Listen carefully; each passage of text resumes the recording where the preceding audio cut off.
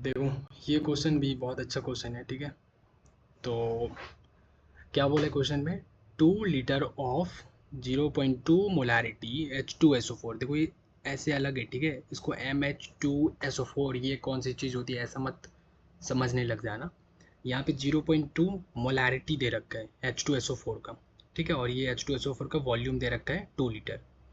उसके बाद बोला it is reacted with 2 litre of 0.1 molarity NaOH solutions. ठीक है, NaOH का मोलारिटी और ये सॉल्यूशन इसका वॉल्यूम दे रखा है। ये NaOH और H2SO4 रिएक्ट होता है और एक सॉल्यूशन बनाता है। उसके बाद बोला the molarity of the resulting product Na2SO4 in the solution is, ये मिली मोलर। मिली मोलर का मतलब समझ रहे हो, इसने ऐसे 10⁻³ वाला पूछ रहा है। ठीक है, इधर एक डैश दे करके, ठीक है ना, मिली। यस, मैंने बताया था ना कि 1 मिली कितना होता है, 1 मिली इक्वल टू 10⁻³ होता है। ये क्या हो रहा है भाई, हाँ ठीक है, इतना होता है। तो अब हम क्या करेंगे, हम यहाँ पे मोलारिटी पूछ दिया ना इसने, किसका पूछ दिया, रिजल्टिंग प्रोडक्ट Na2SO4 जो बनेगा रिएक्शन हो करके, उसका हमें बताना है। ठीक है, सॉल्यूशन में जो फाइनली बनेगा हमारा। तो देखो, हमें निकालना है मोलारिटी, किसका निकालना है, Na2SO4 का। ठीक है, कोई दिक्कत नहीं है।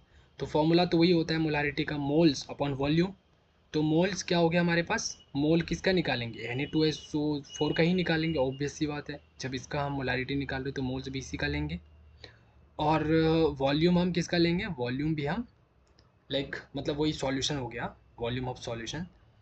ठीक है, moles of solute one volume of solution. Yes, तो इसका वॉल्यूम ले लेंगे हम लीटर में। ठीक है ना, ये होता है ना फॉर्मूला। यस, तो अब हम निकालेंगे मोल्स ऑफ Na2SO4। देखो मोल्स कैसे निकालेंगे इसका। हम्म तो मोल्स जो है, पहली चीज़ हमें, ये रिएक्शन हो रहा है यहाँ पे, जैसे हमने देखा रिएक्टेड या कंबशन ऐसा कुछ वर्ड लिखा आता है तो हम समझ लेते हैं वहाँ पे रिएक्शन हो रहा है।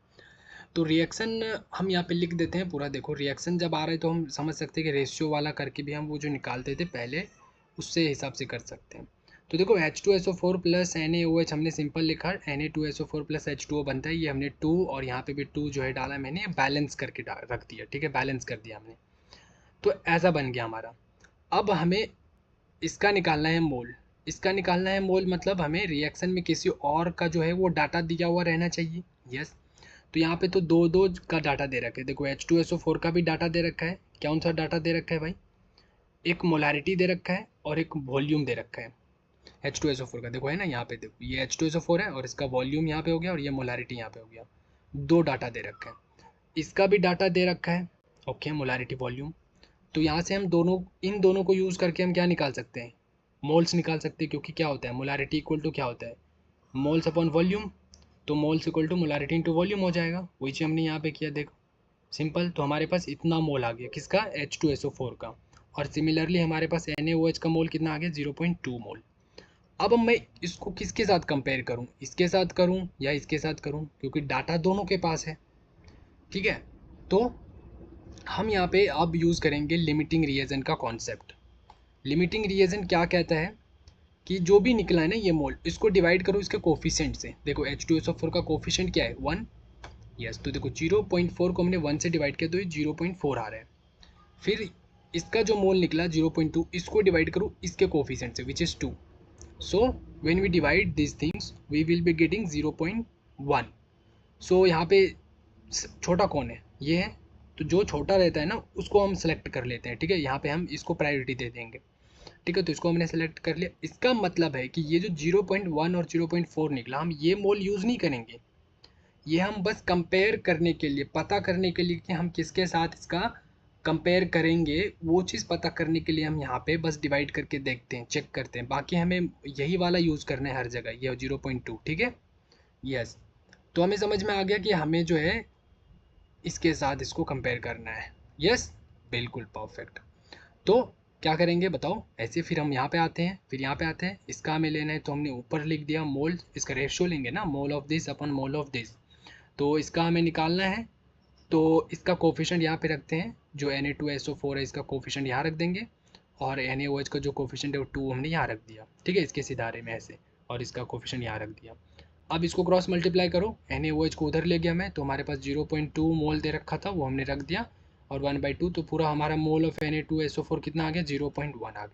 तो देखो मोल हमने यहाँ पे रख दिया, ये निकालना था, मैंने निकाल लिया। अब मुझे क्या चाहिए, वॉल्यूम ऑफ Na2SO4 चाहिए। ओके, तो देखो यहाँ पे क्वेश्चन को पढ़ो अच्छे से। इसने क्या बोला है कि मोलैरिटी ऑफ रिजल्टिंग प्रोडक्ट का मतलब फाइनल जो बना हमारा, फाइनली जो बन गया हमारा, मतलब फाइनल सॉल्यूशन ही समझ लो, ठीक है। इन द सॉल्यूशन भी लिखा है। तो ये जो हमारे पास जो वॉल्यूम Na2SO4 हो रहा है, इसका मतलब समझ लो कि वॉल्यूम ऑफ सॉल्यूशन ही पूछ रहा है ये, समझ रहे हो। यस, क्योंकि सॉल्यूशन जो हमारा बना वो क्या बना, Na2SO4 बना। यस, तो Na2SO4 बना, तो उसी का तो मतलब हमें वॉल्यूम निकालना है, मतलब सॉल्यूशन का वॉल्यूम निकाल लो तो उसका भी वॉल्यूम हो गया। तो देखो सॉल्यूशन का वॉल्यूम क्या होगा, सॉल्यूशन का जो वॉल्यूम होगा हमारा Na2SO4 का वॉल्यूम बोलो या फाइनल वॉल्यूम बोलो या वॉल्यूम ऑफ सॉल्यूशन, क्योंकि ये चीज़ हमारा सॉल्यूशन हमारा यही बना ना। यस, तो volume of solute plus volume of solvent, volume of solution equal to क्या होगा, volume of solute plus volume of solvent. तो सॉल्यूट भी हमारा 2 लीटर दे रखा है, सॉल्वेंट भी हमारा 2 लीटर दे रखा है, ठीक है ना। सॉल्यूट सॉल्वेंट मतलब ये भाई समझ लो, देखो H2SO4 है, इसको हम मिक्स कर रहे हैं NaOH के साथ, मान के चलो ये पहले हमारा ग्लास है, इसमें हमारा ऑलरेडी NaOH है, ऊपर से हम डाल रहे हैं H2SO4 को, ऐसे समझो, या इसको ऊपर से, इसको ये ऑलरेडी है, इसको हम यहाँ से मिक्स कर रहे हैं, समझ रहे हो, बात खत्म है यहाँ पे। दोनों का हमें वॉल्यूम दे रखा है 2 तो हमारा हो गया 4 लीटर वॉल्यूम। 4 लीटर हम यहाँ पे जा करके रखेंगे, देखो ये डिवाइड हो गई, 0.025 आएगा। अब हमें मिली यहाँ देख लो, मिली मोलर में बोला है, मिली मोलर मतलब 10⁻³ ऐसे, कैपिटल M, हाँ मोलर ऐसे यूनिट है ना, मोलारिटी, तो कैपिटल M उसका यूनिट होगा। तो क्या करेंगे बताओ, ये हमारे पास 10⁻³ एक ऊपर भी डाल देना, 10⁻³ नीचे भी डाल देना, ऊपर वाला एज इट इज़ रखना, और इसको सॉल्व कर लोगे तो 25 आ जाएगा, और ये आ जाएगा। तो आंसर यहाँ पे क्या पुट करोगे, 25। ये इंटीजर टाइप का क्वेश्चन है, यहाँ पे 25, and that is the correct answer. Okay, चलो फिर हम नेक्स्ट क्वेश्चंस करते हैं। और एक चीज़, ये क्वेश्चंस अगर समझ में नहीं आया तो इसका एक रीज़न और हो सकता है कि पीछे का जो है वो चीज़ रिवाइज नहीं कर रहे हो, ठीक है। और सिक्वेंसली देखोगे हमारे वीडियोस को तो ही यहाँ पे समझ में आएगा। क्यों, क्योंकि मैंने कोई जो कॉन्सेप्ट होता है उसको मैं डेप्थ में एक्सप्लेन कर देता हूँ किसी एक वीडियो में, उसके बाद मैं बार बार उस डेप्थ एक्सप्लेन को, उस कॉन्सेप्ट को मैं उतनी डेप्थ में एक्सप्लेन नहीं करता। मैं डायरेक्ट ऐसे समझ के चलता हूँ कि आप वो पीछे के वीडियोस जो है उसमें वो कॉन्सेप्ट आपने सीख लिया है, ठीक है। चलो, तो अगर समझ नहीं आ रहा तो वीडियो को इसको देखो दोबारा, और बेटर होगा कि शुरू से देखना स्टार्ट करो, ठीक है, क्योंकि एट द एंड तो सारे प्रीवियस ईयर क्वेश्चन तो करना ही करना है, ठीक है। चलो, तो फिर हम और सबको नोट डाउन करते जाना है, ठीक है। नोट डाउन करने, ये जो है ये मत भूलना, ठीक है ना, क्योंकि सिर्फ देखने से कुछ नहीं होगा, उसको नोट करना दैट इज़ मोर इम्पॉर्टेंट। और उसके बाद उसको फिर 1 वीक के बाद फिर से रिवाइज़ करना, फिर थर्ड टाइम्स जो है अपने से क्वेश्चन सिर्फ रीड करना, और सॉल्यूशन मत देखना, अपने से एक रफ कॉपी में बनाने की कोशिश करना, ठीक है। ऐसे तो हर एक वीक रिविजन करते जाना है, ठीक है, पीछे से। चलो, तो फिर हम इसको यहाँ पे स्टॉप करते हैं।